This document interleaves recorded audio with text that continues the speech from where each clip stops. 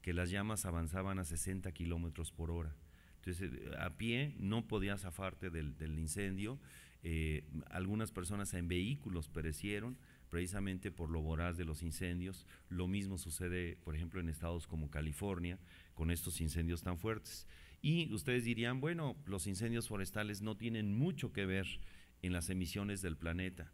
Son alrededor del 30% de lo que el mundo emite de humo provocado por incendios forestales y cambio de uso del suelo. Por eso es tan importante marcar estos datos. Pero lógicamente, en generación y uso de energía hay muchísimo que hacer. Tenemos que hacer mucho en el área industrial, en el área de las refinerías, en el área de las termoeléctricas.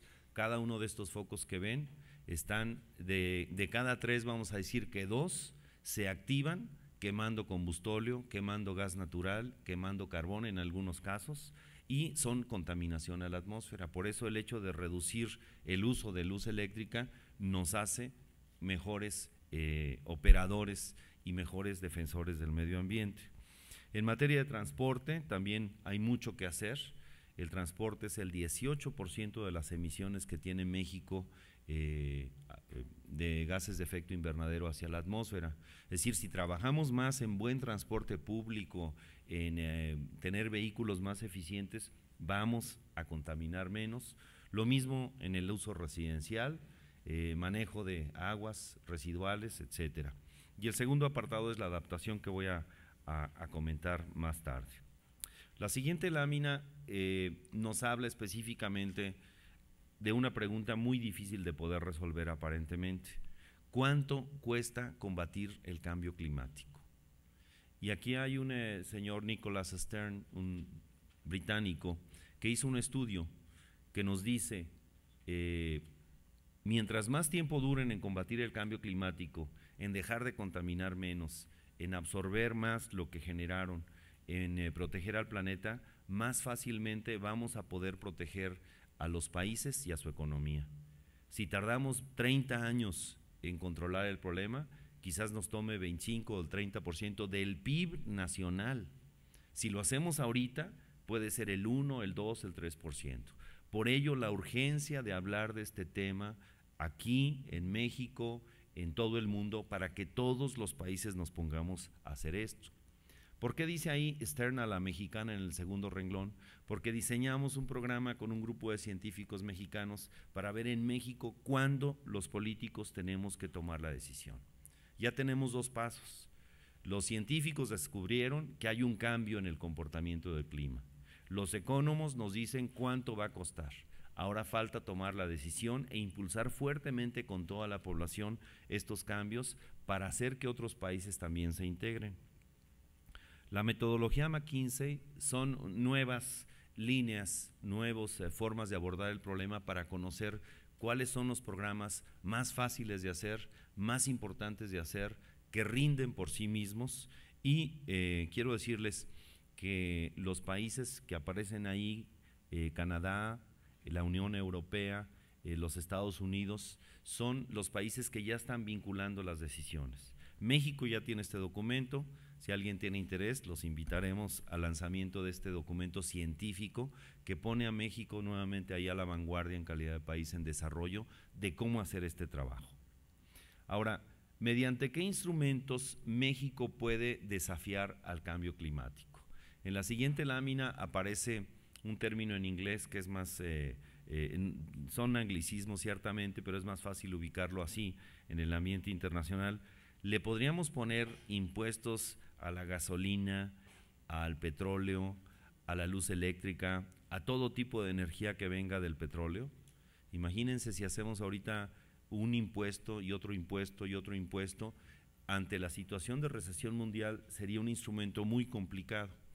El impuesto al carbono, por tanto, no es un instrumento adecuado para el desarrollo y el crecimiento del país en este momento. No está considerado, nunca se ha considerado de esta manera. ¿A qué nos queremos meter? A un mercado nacional de carbono o mercado nacional de bonos de carbono. ¿Por qué? Porque es una gran oportunidad de obtener divisas, de obtener dinero, de hacer inversiones, de hacer un crecimiento más adecuado. ¿Está vigente? Sí está vigente. ¿Hay oportunidades? Sí las hay. Yo hoy en la mañana tuve la oportunidad de estar platicando con algunos funcionarios del gobierno norteamericano, ahí en la Ciudad de México, y hablábamos de la posibilidad de desarrollar un mercado global, Canadá, Estados Unidos y México. Vamos a abordar un poquito más tarde esta oportunidad, pero esto parece que es una gran posibilidad de trabajar de manera conjunta. Ahora, la siguiente pregunta, si queremos integrar este mercado de carbono, ¿con qué dinero lo vamos a hacer? En la siguiente lámina nos habla precisamente Poznan, Polonia. Tuvimos en diciembre de este año pasado una cumbre mundial de cambio climático.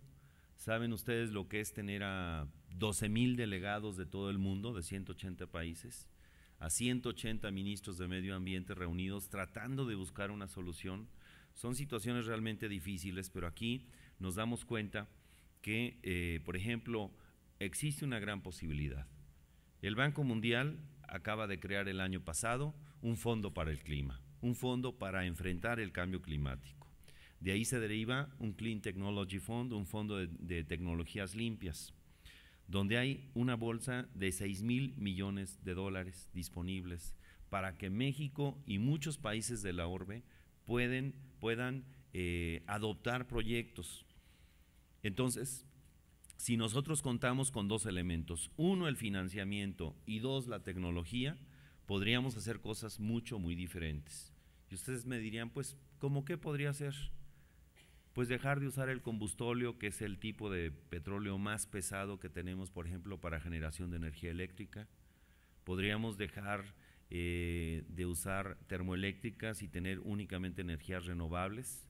Puede ser la geotérmica, los vapores que salen calientes del subsuelo. Puede ser energía solar, puede ser energía eólica del viento, puede ser energía maremotriz. Hay muchos elementos y van trabajando muy rápidamente estos tipos de tecnología. Por ejemplo, analizábamos la posibilidad de instalar 2 centrales que produjeran electricidad en nuestro país, activadas con carbón de piedra, carboníferas. Y hacíamos el análisis ambiental y no salen los números. Se decidió cambiar a otro tipo de actividades, como pudiera ser una central eléctrica activada con gas natural, ¿no? Entonces, de esta manera estamos reduciendo la cantidad de emisiones. ¿Por qué México no ha tenido un gran desplante de emisiones como lo tiene China, como lo tienen otros países? Porque hemos ido adoptando poco a poquito una serie de medidas. Ustedes lo pueden ver, por ejemplo, el combustóleo, repito, que es el petróleo más pesado, ya se está dejando de usar en muchas termoeléctricas. Ya tenemos gasolinas más limpias que en los años 80 o 90. Si ustedes recuerdan el Valle de México en los años 80, cuando se empezaron a morir muchos bichitos, pajaritos, aves, demás, era por la pésima calidad del aire. Hoy la calidad del aire en el Valle de México está mucho mejor que hace 20 o 30 años. Y lo estamos monitoreando en muchos lugares como Puebla.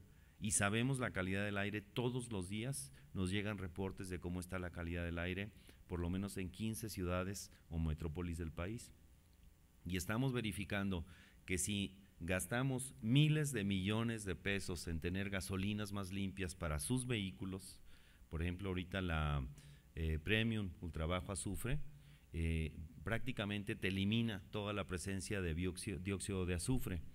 Ese dióxido de azufre, como ustedes saben, cuando se combina con la lluvia, con el agua, produce ácido sulfúrico a muy baja concentración, la famosa lluvia ácida, que es la que corroe pinturas, techos de casas, quema árboles, etcétera. Entonces, esa es la forma de ir bajando las emisiones a la atmósfera y afortunadamente aquí en octubre del año pasado estuvimos en una reunión en el Banco Mundial, en donde la verdad tuvo que ser así un poco de codo contra codo, hombro contra hombro, para poder colarnos y ser parte de la Junta de Directores. Es decir, que de 8 países del mundo que están o van a empezar a operar este fondo, entre otros, México forma parte de, y México va a tener la posibilidad de impulsar muchos proyectos que en México pueden generarse.